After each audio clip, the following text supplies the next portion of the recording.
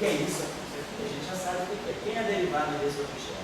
É dmi do delta ômega mi AD mais ômega mi AC delta ômega mi CD mais ômega mi DC delta ômega mi AC.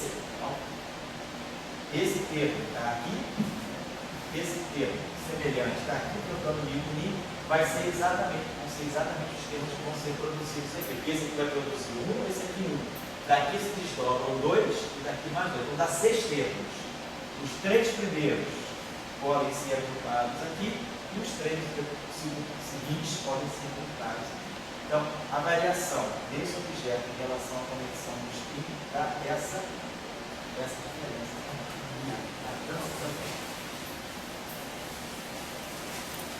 Bom, então quando a gente colocou esse termo aqui, então, só apagar isso agora, só para lembrar, isso que a gente fez na aula passada, estou só repetindo porque não é, para quem está vendo a primeira vez, claro que não é ótimo.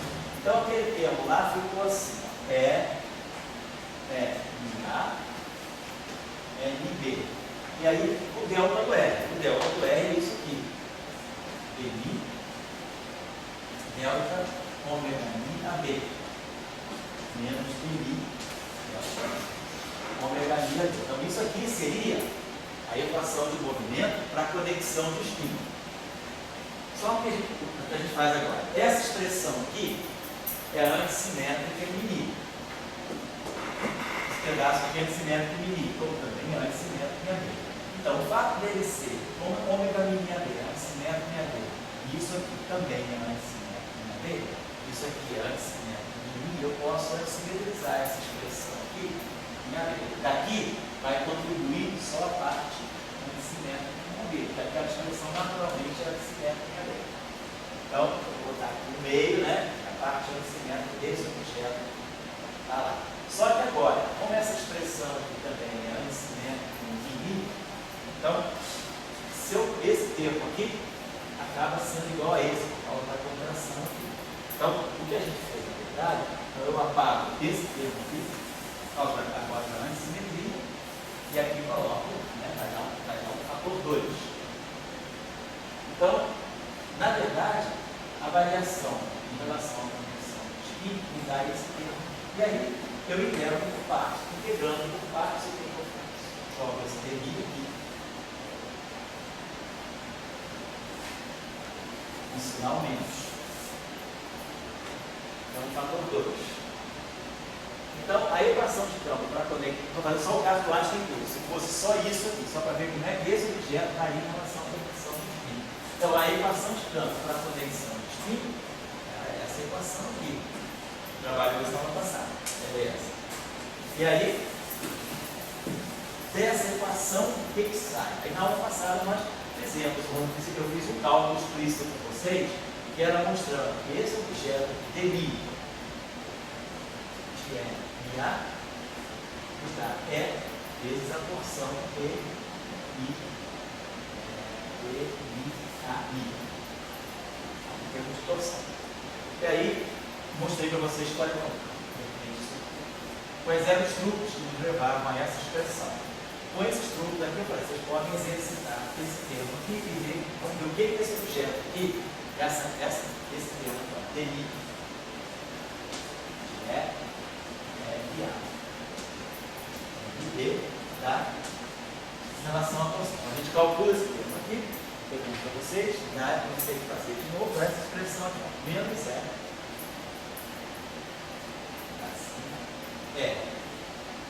Mi D. Mi D antissimetrizado. Lambda. Isso aqui é antissimetrizado. Mais vezes P e lambda de torção. Mais esse termo aqui no meio.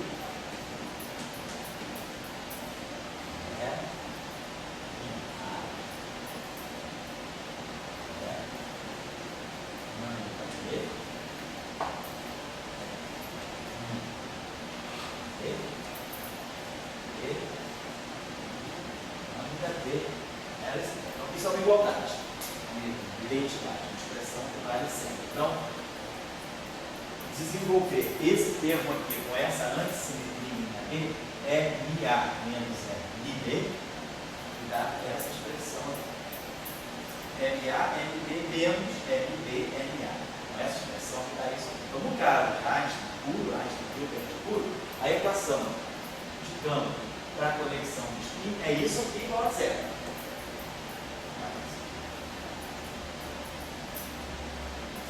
Para a gente voltar aqui um pouco. Essa equação estava dando para nós o seguinte contexto. Seguinte conteúdo, né? Tem moeda.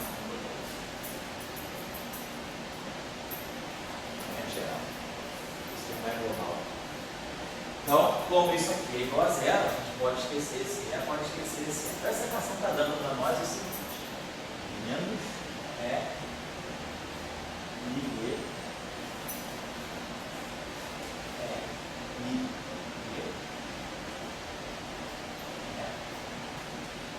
lambda A.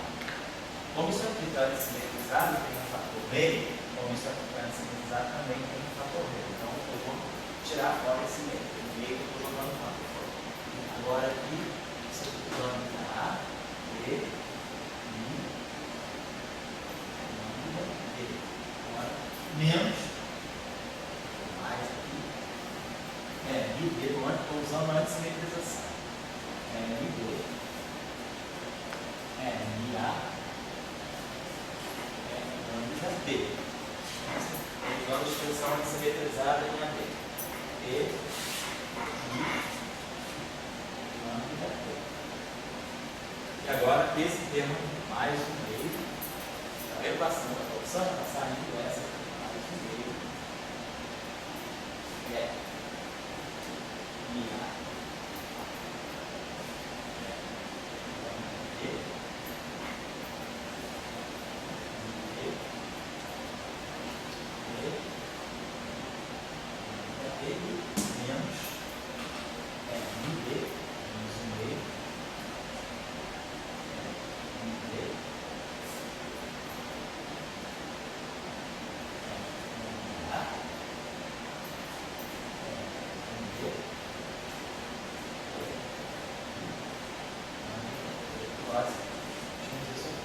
Essa é a equação que sai da conexão de espírito, usando essa identidade aqui que nos dá a torção. Apesar de não ser a manifesta, a torção está embutida. Sempre que a gente tiver, sempre que vocês encontrarem expressões desse tipo, que tem derivada, determinante da Firmware, em produtos de Firmware aqui, vocês podem trabalhar sempre que forem produtos de Firmware, NA, NB, essa expressão vai sempre ser proporcional à torção. Bom, então, o que essa equação aqui pode produzir para a gente? Pode produzir. Então, por exemplo, esse índice aqui já está claro para nós. Esse lambda aqui eu posso botar ele no A. Então, vamos esquecer esse lambda A. Aqui é um lambda B. No lugar do lambda eu fico B. Novamente, está limpando essa expressão um pouco. Aqui, de novo, lambda B.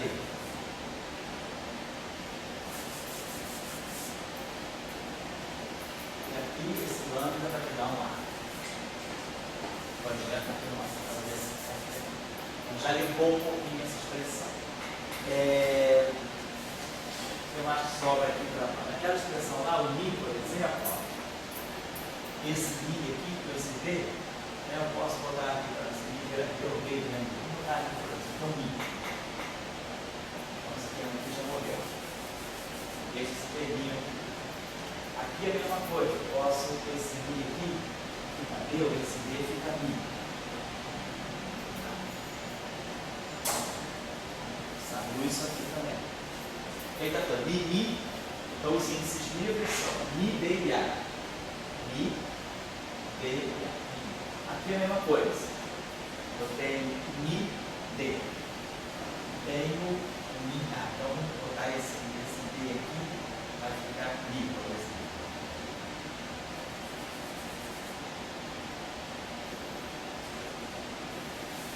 E esse Mi aqui fica A.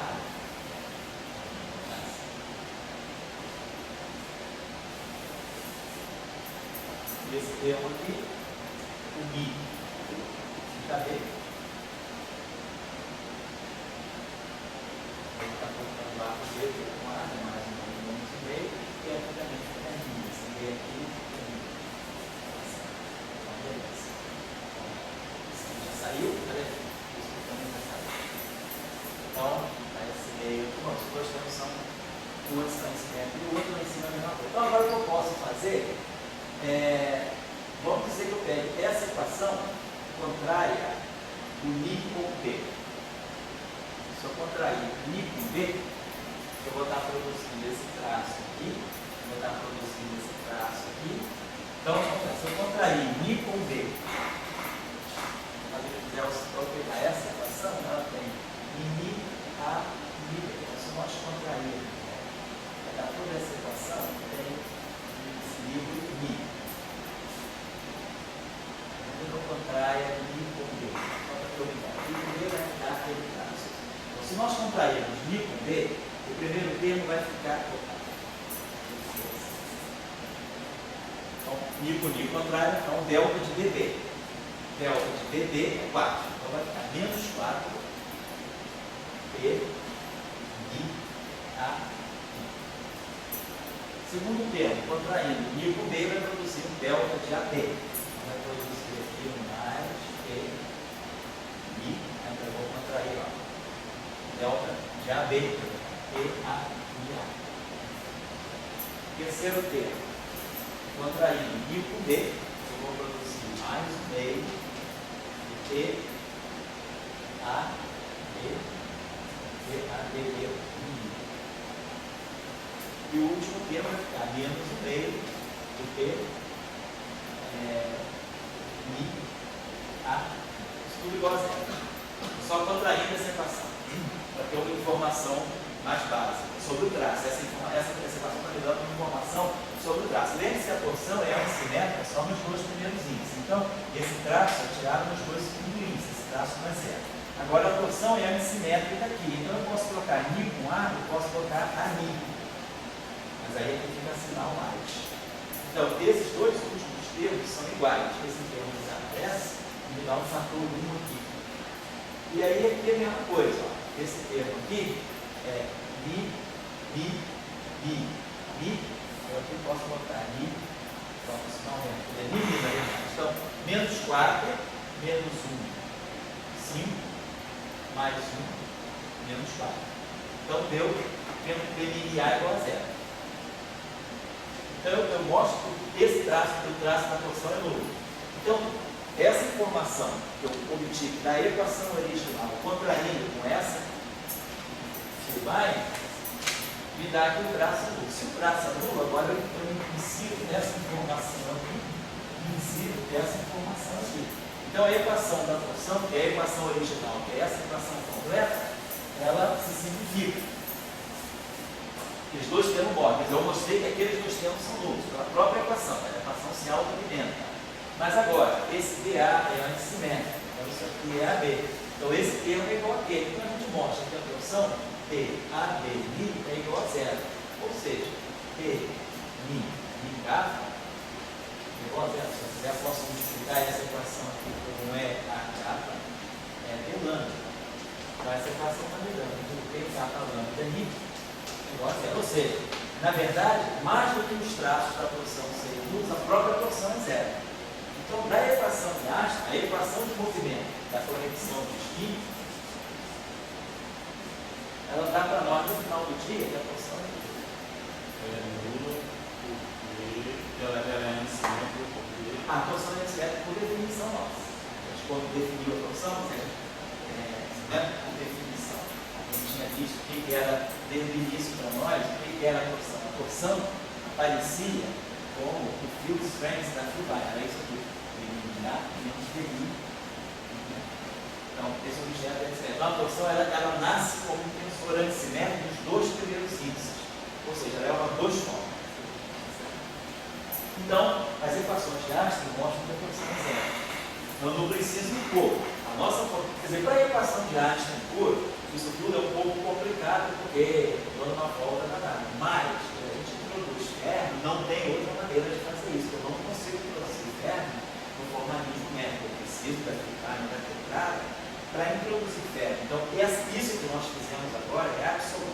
essencial quando a gente introduz técnicas, ou quando a gente introduz matéria em geral, mas a matéria ozônica, isso eu posso pagar, ela não é tão importante, mais importante é na introdução dos técnicos. Então, por isso que a gente faz esse exercício para Einstein, para ganhar uma certa destreza, um certo conhecimento, e depois, quando for chegar a ver os términos, não tem como escapar dessa conformação. Então vamos agora olhar, vou dar um intervalo daqui a pouquinho, vamos olhar então a equação que sai aqui para a conexão de spin. Então, isso aqui nós já acabamos de trabalhar ali, deu o fator 2 e deu um sinal mais. Então, a equação de movimento sai variando em relação à conexão de spin aqui, produzia um fator 2, então o 2 desaparece, e produzia um sinal menos. Então vai produzir para nós 1 sobre K2 dmi MA nível. Então isso aqui é a variação do primeiro termo em relação à conexão de spin. E aqui a mesma coisa. Quando eu variar esse termo aqui em relação à conexão de spin, eu vou produzir um fator 2 e um sinal menos. Então isso aqui vai dar menos 2 lambda. E a mesma coisa que está aqui. Então, no final, o que está aqui, tá? Então, quando eu junto esse termo,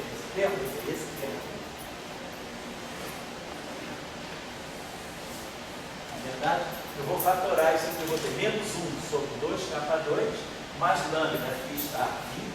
Vamos lá, vamos ter isso aqui, ó, menos 1 sobre 2K2 mais lambda que está aqui. dmi, aí eu produzi um fator 2 e como é global, não importa. Então no final de tudo fica isso aqui, dmi dA dB. Nossa. E aí nós ganhamos aquela bela equação, aquela bela igualdade que nós temos. Então a gente faz tudo que a gente fez anteriormente com esse fator de stand-by, fator para espectador, ele não serve para nada. Então, se eu fizer todas as manipulações que eu fiz anteriormente, eu continuo mostrando a equação certa. Então, a introdução, nada mudou. Porque aquela equação ela fica fatorada aqui. Então, eu pego essa equação, multiplico, mostro que o traço é zero, e se isso aqui não é zero, a não ser que eu esteja trabalhando com uma configuração perversa de campo constante, a não ser que módulo de φ ao quadrado seja igual a 1 sobre 2 lambda. Então, isso é como se fosse uma quebra espontânea de simetria. Mas a gente tem que mostrar que isso aí é uma solução. Se isso aí for uma solução de todas as equações de campo, não necessariamente a equação é zero. Você tem que ver isso aí em geral. Se eu pegar uma configuração de campo arbitrária, que não seja constante, a torção é zero. Então, em geral, a introdução desse termo aí não alterou a torção. Então, conclusão. Tudo que eu fiz aqui, o mais importante é mostrar que a torção é zero. Porque se a torção é zero, eu agora sei que eu posso fazer tudo no formalismo. Tem um campo fermiônico, eu faço tudo no formalismo métrico, faço tudo trabalhando com a conexão de Kirchhoff. Então, o meu problema não passa da conexão de Kirchhoff. Então, eu resolvo o meu problema e eu volto ao tratamento métrico normal, porque eu mostrei que a torção é zero. Então, a conexão de spin só depende da derivada da Fulbright, ou, equivalentemente, a conexão afim é a conexão de Kirchhoff, que só depende da derivada da métrica. Então, o mais importante é mostrar que a torção é zero, porque isso te libera para você ficar no formalismo. Então, campo escalar, mais ou menos isso. Vamos introduzir agora sim. Agora vamos introduzir o campo fermiônico. É agora que a torção não vai ficar quietinha. Fala aí. Não sei se é porque eu fui um complemento mínimo. Quer dizer, eu tenho um complemento mínimo e tenho um complemento não mínimo também. Tá? Agora, se você introduzir, por exemplo, posso deixar como tarefa para você. Sempre que eu mexer com a curvatura, isso vai ser verdade. Mas vocês podem dizer, aí se eu acoplar o campo escalar com a própria torção, por exemplo, nada me impede de fazer isso aqui. Pegar um termo que seja assim. T, Mi, Mi. Tá? Digamos assim. T, Mi, Mi, tá? Posso colocar aqui, não é? Mi, A. Por exemplo. Posso colocar aqui T, Mi. Está existindo. Ou seja, eu agora acoplei meu campo na torção. Por que não? No princípio, pode ser que isso não seja interessante fisicamente, mas as invariâncias da teoria me permitem. Esse termo aqui é invariante de Lorentz local e é invariante sobre geomorfismo. Então, esse termo aqui respeita todas as simetrias. Mas agora aqui eu tenho o termo da torção. Então, aqui, quando eu for variar em relação a Silvine, vai ter uma importância. Quando eu for variar em relação à conexão do spin, a conexão do spin está presente aqui dentro. Lembra-se que TMIA é TMI, MA, TMI, MA. Tem conexão do spin aqui dentro. Então, esse termo aí, ele pode não dar uma contribuição, ele pode mexer na torção. Eu não fiz cálculo. Acredito que não. Eu acredito que torção nula continua sendo uma solução dessa equação do movimento. Vocês podem checar. Quem quiser pode fazer esse exercício.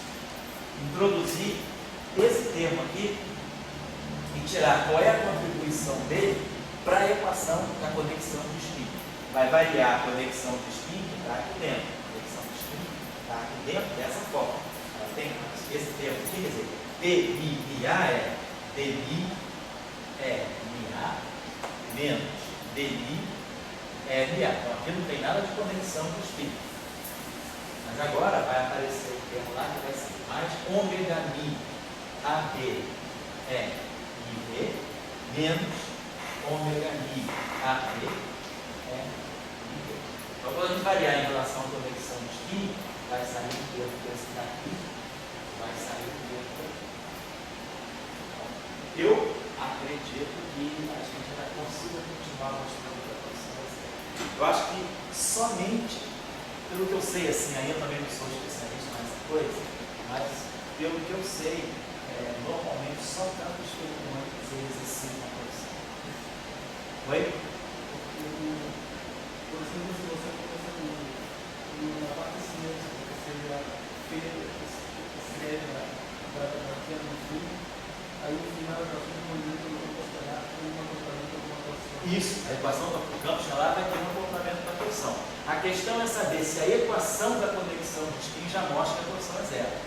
Você tirando a primeira equação, você tira a equação da conexão do spin. E aí pode ser que ela já te mostre que a torção é nula. Aí você leva a torção nula lá em cima também. Aí essa equação não sei, como eu vi esse acoplamento como traço da torção, não sei o que é. Isso. Esse acoplamento geral é uma torção. Uma torção não trivial. Você viu, como é que você viu o acoplamento do traço da torção? Você tem um acoplamento aí para mostrar para a gente, por favor? Cara aí. Está em instituição. Por exemplo, só uma coisinha para o Chico.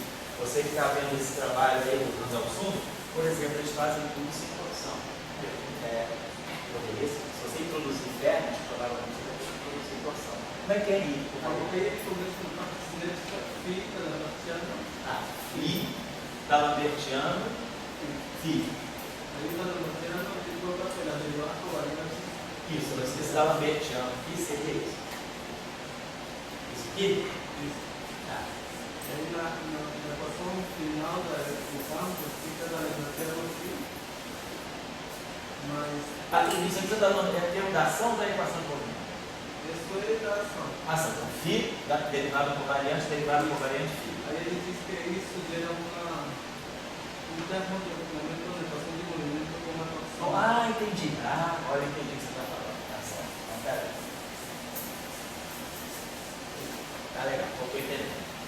Parece. Então, você está dizendo, a ação basicamente é isso. Então, tá.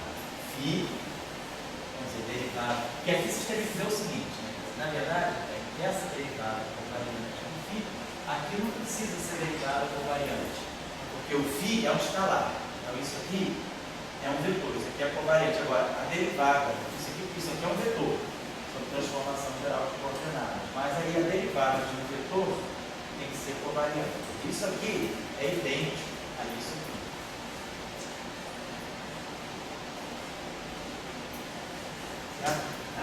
É a mesma coisa, porque a derivada covariante de um escalar, ela é sempre a derivada virtual. Então, quer dizer, ou a gente pode escrever assim, ou pode escrever assim, tudo bem. Agora, deixa eu apagar isso aqui. Digamos que seja simples, não importa. Esse texto aqui, a conexão, não vai aparecer. Então, vamos ter o seguinte.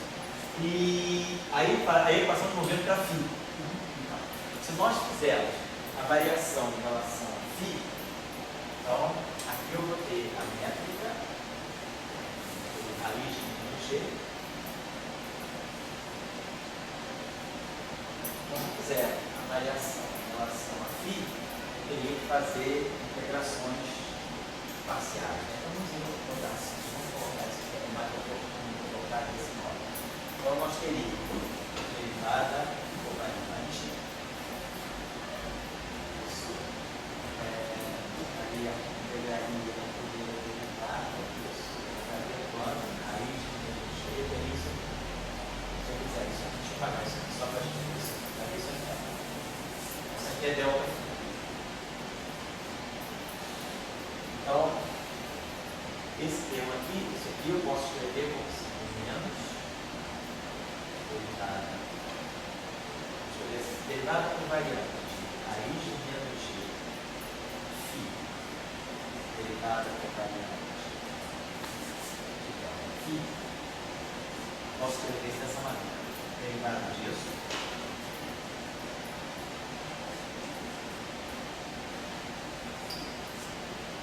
Derivada do primeiro. Isso. Mais primeiro. Derivada. Isso. Claro, isso aqui é esse objeto aqui. Esse aqui é a derivada, é a quadra de divergência de um vetor. Então, a derivada. Isso aqui, no fundo, eu posso escrever como uma derivada total, ou do teorema de Gauss, então, isso aqui seria esse termo. Então, daria isso aqui. E aí, se eu integrar de novo o facto, então a gente ganharia isso aqui. Água ali, raiz menos G. E essa equação aqui deveria dar para nós. Agora, essa derivada aqui, eu diria que só aconteceria o seguinte: provavelmente aqui eu vou ter esse termo aqui, me daria dmi nada ali. Esse nada aqui, na verdade, esse termo aqui é isso aqui. Porém, esse termo aqui vai produzir para nós mais gama lambda e gama.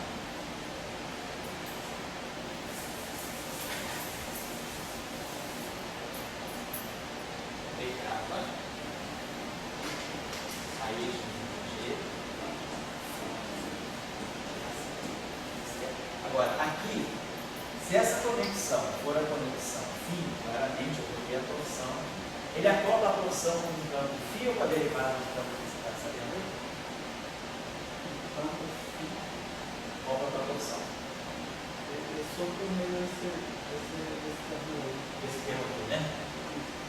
Pois é, aqui, se a gente mostrar que, em princípio, deixa a coisa ali, tá certo? Se nós, eu digo o seguinte, tá? Se nós, tudo bem, em princípio a torção está aí, mas o que pode estar acontecendo é o seguinte: se esse campo for o único campo, certamente a torção é zero.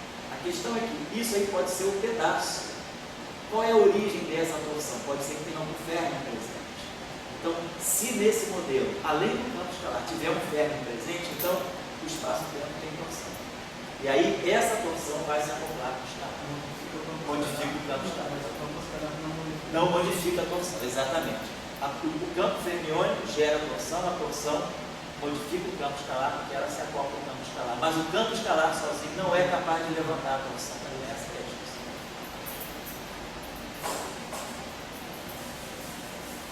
Então,